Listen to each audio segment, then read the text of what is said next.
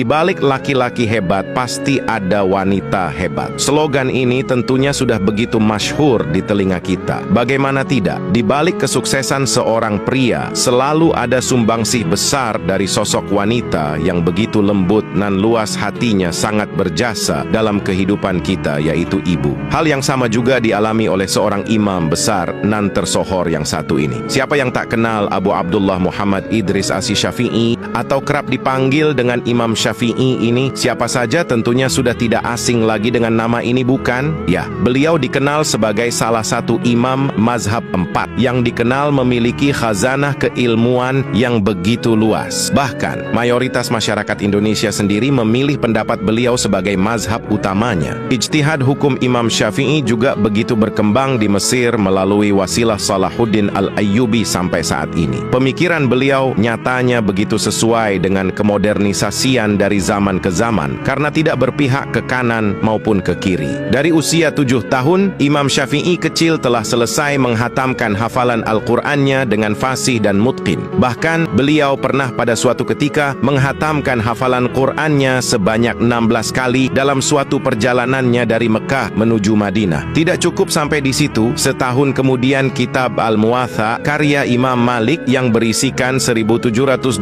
hadis pilihan juga berhasil dibabat habis oleh Imam Syafi'i di luar kepala. Pada umurnya yang ke-15, ia telah diangkat menjadi mufti kota Mekah dan telah diizinkan untuk mengeluarkan fatwa. Dan karya-karya besarnya sampai saat ini masih diakui dan menjadi rujukan utama di seluruh penjuru dunia. Berangkat dari pencapaian-pencapaian luar biasa dari sosok Imam Syafi'i ini, tentunya tidak terlepas dari peran utama sang ibunda yang merupakan madrasatul ula bagi Imam Syafi'i kecil, Fathimah binti Ubaidillah Azdiyah namanya. Beliau berasal dari suku Al-Azd di Yaman. Garis keturunan beliau masih bersambung dengan Rasulullah SAW dari jalur Ubaidillah bin Hasan bin Husain bin Ali bin Abi Talib. Sejak bayi, Imam Syafi'i kecil telah ia didik dan besarkan sendirian. Suaminya, Idris bin Abbas bin Usamah bin Syafi'i, telah meninggal dunia saat Imam Syafi'i berusia 2 tahun tanpa meninggalkan sedikit harta pun untuk diwarisi. Setelah kepergian suaminya tersebut, Fathimah akhirnya membesarkan putranya seorang diri. Pada saat itu, ia pun akhirnya berinisiatif untuk hijrah dari Gaza, Palestina, yang merupakan kampung halaman suaminya menuju Mekah dengan maksud mempertemukan kembali Imam Syafi'i dengan keluarga besarnya yang berasal dari suku Quraisy. Tidak cukup sampai di situ, ternyata Fathimah juga mengirim anaknya ke sebuah suku yang bernama Hudzail di kota Mekah untuk belajar bahasa Arab murni. Dalam riwayatnya, suku ini begitu terkenal dengan bahasanya yang fasih pada zaman itu. Hal ini akhirnya memberikan efek yang sangat besar pada diri Imam Syafi'i ketika ia dewasa. Seperti yang kita ketahui, Imam Syafi'i bukan hanya masyhur dalam segi ketinggian ilmu agamanya seperti fikih, ushul, hadis saja, akan tetapi beliau juga terkenal lewat bait syair puisinya yang indah. Menjadi seorang single parent serta hidup dengan serba kekurangan dari segi materi tidak lantas menyurutkan impian dan semangat Fatimah yang dikenal cerdas ini untuk mendidik Imam Syafi'i menjadi seorang alim dalam ilmu pengetahuan. Upaya-upaya ini bahkan sudah diterapkan oleh Fatimah sejak Imam Syafi'i masih dalam kandungan. Termasuk salah satunya adalah benar-benar menjaga kehalalan nafkah yang ia berikan kepada Imam Syafi'i sejak putranya tersebut masih berada di dalam rahimnya. Ia bahkan tak ingin secuil syubhat pun menyentuh ujung kuku Imam Syafi'i. Menurut Fathimah, untuk membina sesuatu yang baik pada seorang anak itu harus sudah dibiasakan semenjak anak tersebut berada di dalam kandungan. Sebelum mengharapkan seorang anak itu menjadi seorang yang soleh dan solehah, tentulah kita sebagai orang tua harus memberikan teladan langsung tentang upaya-upaya kesolehahan itu sendiri. Pada suatu hari, Fathimah meninggalkan Imam Syafi'i kecil yang sedang tertidur sendirian di rumah untuk pergi ke pasar. Lalu ketika Imam Syafi'i kecil terbangun dan mendapati ibunya tidak berada di sisinya, ia pun menangis sejadi-jadinya sampai suara tangisannya tersebut terdengar oleh seorang ibu tetangga Fathimah. Melihat kejadian tersebut, ibu itu langsung mencoba menenangkan tangisan Imam Syafi'i kecil dengan mencoba menyusuinya. Sesampainya di rumah, ketika Fathimah mengetahui akan hal tersebut, ia merasa khawatir jika saja terdapat unsur haram yang masuk ke tubuh Imam Syafi'i melalui susu susu tetangganya tersebut. Tanpa berpikir panjang, ibu Imam Syafi'i pun langsung memasukkan jari telunjuknya ke dalam mulut Imam Syafi'i hingga ke pangkal kerongkongan, mengangkat tubuhnya dan kemudian mengguncang-guncang perutnya agar semua susu yang telah masuk ke dalam perut Imam Syafi'i pada saat itu dapat termuntahkan kembali. Begitulah kira-kira gambaran overprotectivenya Fathimah terhadap hal-hal yang dikonsumsi oleh Imam Syafi'i. Disinilah kita melihat Fathimah sangatlah paham jikalau sesuatu yang syubhat dapat sangat berpengaruh pada watak dan karakter putranya kelak. Maka dari itu, ia sangat berhati-hati menjaga makanan dan minuman yang masuk ke dalam perut putra semata wayangnya tersebut. Selain itu, walaupun Fathimah berada di taraf perekonomian yang sangat minim, ia selalu berusaha memfasilitasi Imam Syafi'i dengan tempat-tempat menuntut ilmu terbaik bersama dengan ulama-ulama terbaik. Sedari Imam Syafi'i kecil, Fathimah bahkan telah menggembleng anaknya untuk cinta mati akan ilmu pengetahuan. Bahkan tak jarang ia mengurung Imam Syafi'i kecil di dalam sebuah ruangan untuk menghafal suatu bidang ilmu yang kemudian disetorkan pada dirinya. Bukan hanya itu, Fathimah juga kerap kali tidak membukakan pintu rumah untuk Imam Syafi'i ketika ia pulang dari sebuah majelis ilmu agar ia kembali lagi ke majelis tersebut hingga mendapatkan sebuah ilmu walau sekecil apapun. Sadar akan kecerdasan Imam Syafi'i yang luar biasa itu, pada usia anaknya yang masih sangat belia yaitu 15